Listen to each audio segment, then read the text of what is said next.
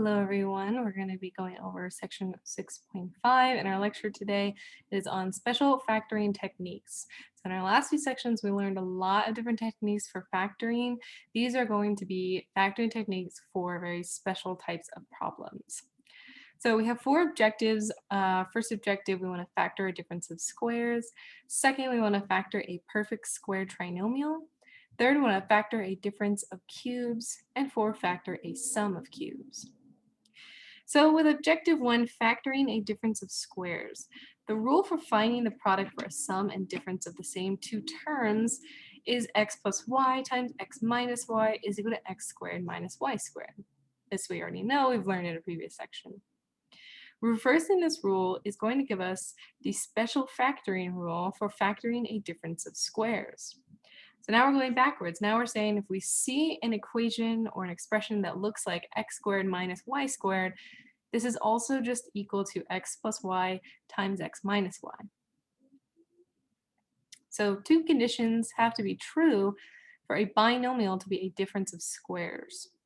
So both terms of the binomial must be perfect squares. So this is x and y in the original expression have to both be perfect squares. So this would look something like x squared, 9y squared, which is just equal to 3y squared, 25, which is 5 squared. So these are going to be looking like things like x squared minus 25, or 9y squared minus 16, something like that. Number 2, the binomial terms must have different signs. It has to have one positive sign and one negative sign. I apologize for that. My camera just went out. Anywho, so our binomial terms have to have different signs, and this is so that our term or expression here, the x squared minus y squared, so that it will have a minus sign. It has to have a minus sign or else it can't be expressed in any other way. So this means that our two binomials that we're multiplying have to be one positive and one negative. So all right, now the sum of squares. If x and y have no common factors, except for 1, the following holds true. A sum of squares, x squared plus y squared, so not minus y squared, but plus y squared, cannot be factored using real numbers. So that is, if it ever looks like x squared plus y squared, that's going to be prime. If you want to see an example of this, you can see example 1c in this section of the book. But so perfect squares are when we see x squared minus y squared. The sum of squares, x squared plus y squared, cannot be expressed in any other way. It can't be factored using real numbers, which means that we will not be factoring them in our class. But we can factor them if there is a subtraction symbol in between. If you ever factor a difference of squares and another difference of squares is a factor, factor that difference of squares as well. That being said, if you have something along the lines and you have some expression and you're factoring it and one of your factors ends up being x squared minus 9, you want to factor the x squared minus 9 again into x minus 3x plus 3 times whatever other factors that you had in that expression. So that's all that means there. But all right, our first example, we want to factor completely. We have our expression here, 81y squared minus 36. So we can look at our problem here and we could factor out a greatest common factor if we wanted to. But what we do have is that 81 and 36 are both perfect squares. So we can say, since 81y squared and 36 are perfect squares,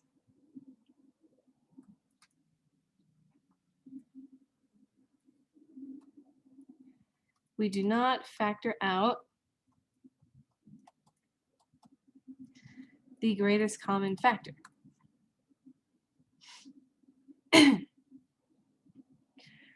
So instead, now that we have 81y squared minus 36, if we simply take the square root of each term separately, if we take the square root of 81y squared,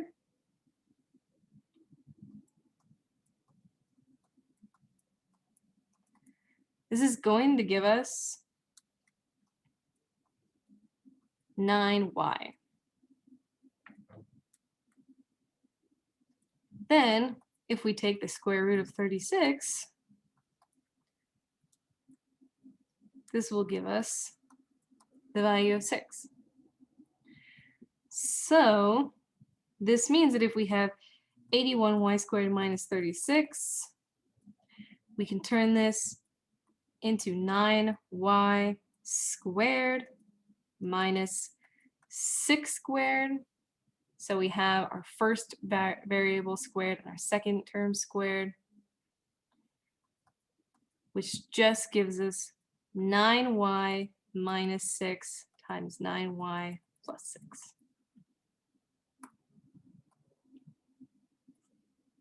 So we can first just identify the square root of the terms separately. We can express this as these terms squared, and that gives us our expression using our rule here for the difference of squares.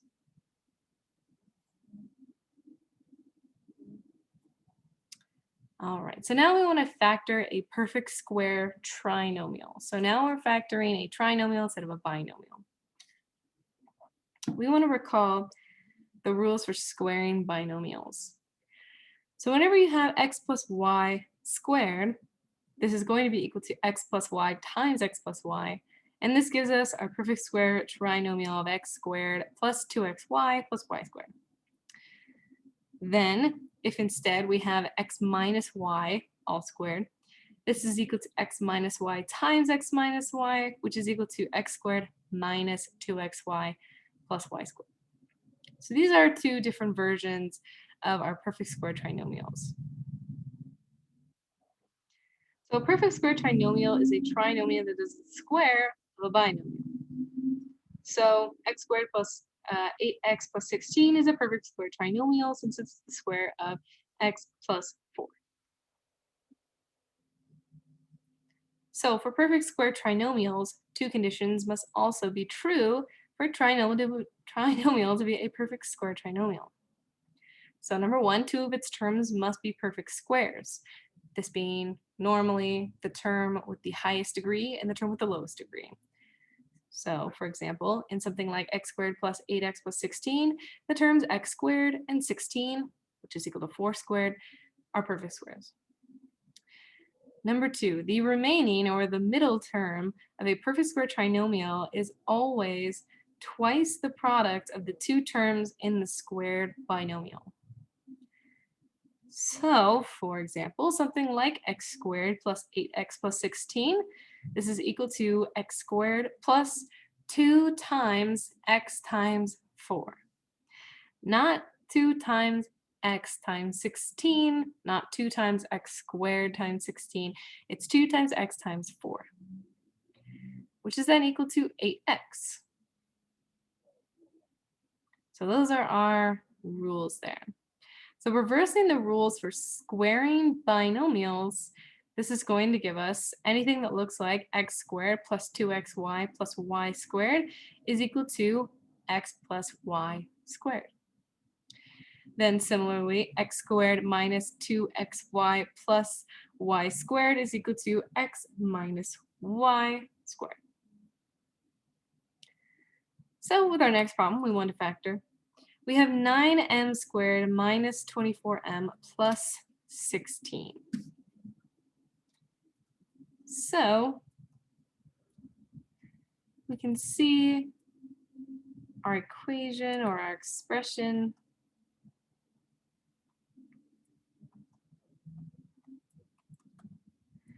Looks like 9m squared. The square root of that's going to be 3m squared. And then we have minus 24, which is 2 times, we know for a fact 3m. Don't quite know our last term yet. The last term, 16, we know that 16 is just the square root of 4. So we have 4 squared. So this means our other term here will be 4. So our expression looks like 3m squared minus 2 times 3m times 4 plus 4 squared. And this is similar to what we just went over here, where we have our x squared minus 2xy plus y squared.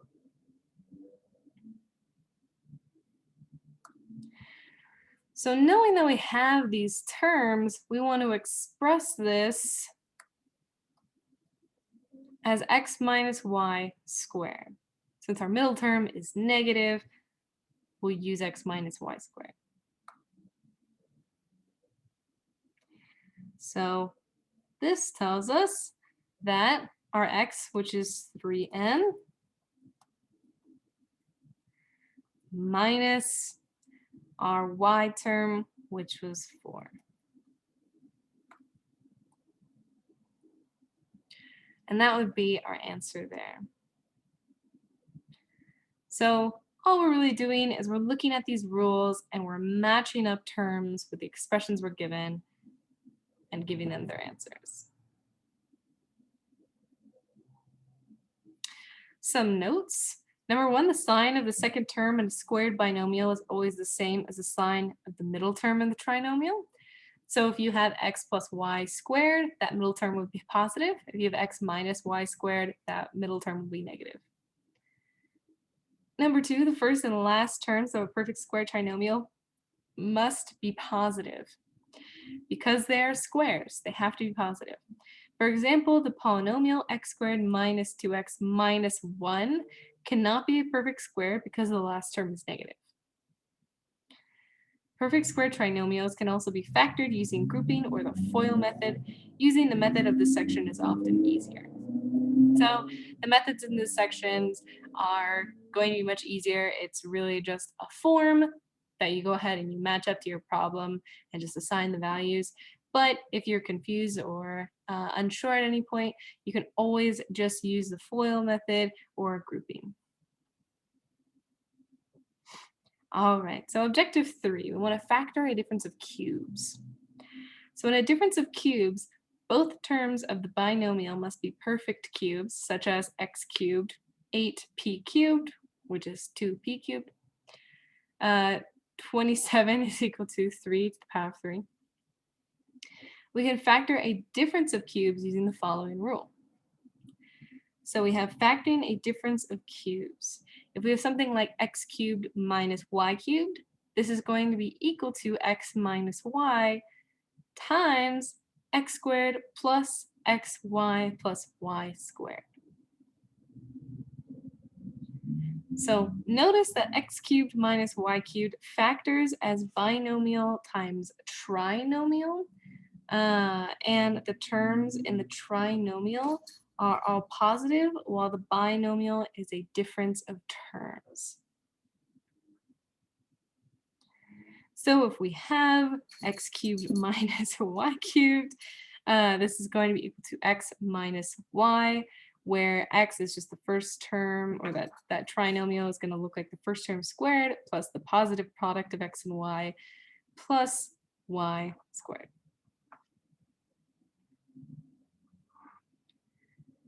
So we want to go ahead and factor completely. And my cat is going to get out of the way. Oh, come here. There we go. All right, so we want to factor completely. We have 4m cubed minus 32n cubed. So we want to use this, this form here for factoring the difference of cubes. So we want to try and go ahead and solve this problem. And how we would do this is that we would look at each one of our terms and try and think, well, what is the cube root? In the case of 4 does not have a real numbered cube root. Neither does 32. So we see that 4 and 32 have a greatest common factor, and that is 4. So we're going to factor out 4. So we're going to factor out the greatest common factor, which is 4. So when we do this, we'll have 4 times m cubed minus 8n cubed. So if we want to think about the cube roots of each of these terms, this is just m to the power of 3. And the cube root of 8 is going to be 2. And the cube root of n cubed is going to be n. So we have 4 times m to the power of 3 minus 2n to the power of 3. So we have our x and y terms, so to say, from our form. So now we've identified these terms, and we can go ahead and we can use this format for our difference of cubes.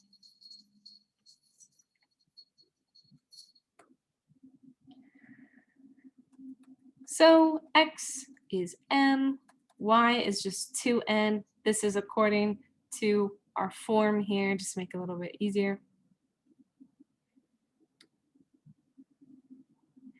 So if we have 4m to the power of 3 minus 2n to the power of 3, this is going to end up giving us 4, well, we'll do random parentheses. Actually, no, we'll do brackets. We'll have 4 times m minus 2n. So that's our first binomial, which is a difference. And then we'll have m squared minus m times 2n. Sorry, that's a plus sign, positive, plus 2n squared. And now we can just simplify.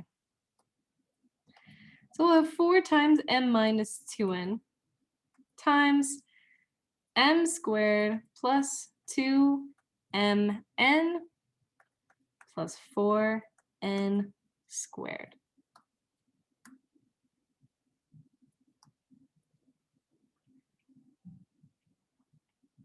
So sometimes it can be a little bit confusing on whether or not to factor out a greatest common factor or to try and leave them alone and see if they are squares or cubes of anything else. The key that is going to occur is that you want to try and factor out a greatest common factor if one of those terms is not the square root or the cube root of something else. So when we looked at this problem, 4m cubed minus 32n cubed, 4, or the cube root of 4 is going to give us some number with a lot of decimal points after. And same with 32. So obviously we're not really going to want to try and have a cube root of those numbers. But 4 is the greatest common factor of 4 and 32. And once we factored it out, what we were left with were terms that could easily have the cube root. So this is what we're going to really look for when determining whether to factor out a greatest common factor or to just try and match up your expression with one of these other expressions, forms of expressions that we've learned.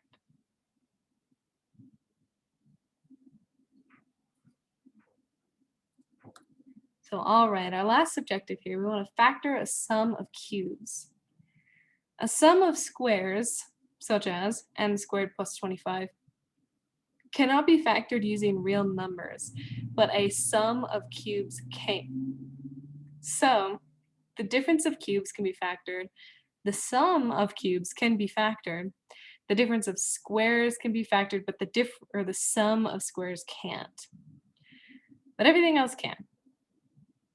So whenever we have the sum of cubes, something like x cubed plus y cubed, This is going to be equal to x plus y, so our binomial, times x squared minus xy plus y squared. So really, the only difference between factoring the difference of cubes and factoring the sum of cubes are these signs here. They're just going to flip. With the difference of cubes, you have subtraction in your binomial first, and then you have a positive middle term in your trinomial. But when you're factoring a sum of cubes, you're going to have your addition symbol in your binomial and your negative symbol in your trinomial. So let's go ahead and compare the rule for the sum of cubes with the difference of cubes, which is pretty much what we just did. So we see here that our difference of cubes will have the same sign as the binomial. The sum of cubes will also have the same sign as the binomial. And then it will have the opposite sign for the middle term in our trinomial. In your trinomial, your first and last terms are always positive. So let's go ahead and try work out a problem. So example 4, we want to factor the binomial. We have 8m cubed plus 125 p to the power of 3. Now, 8 and 125 do not have a greatest common factor. So this means that 8 and 125 must easily be cube roots, which they are. The cube roots of 8, let's go with the cube root of 8 is 2. So the cube root of 8m cubed is 2m. Or we can just say that 8m cubed is equal to 2m cubed. Then the cube root of 125 is 5. So 125p cubed is equal to 5p cubed. So this means that 8m to the power of 3 plus 125p to the power of 3 is just equal to 2m to the power of 3 plus 5p to the power of 3, which now we can very easily use our form. So we want to write x plus y, where we see here x is 2m, y is 5p.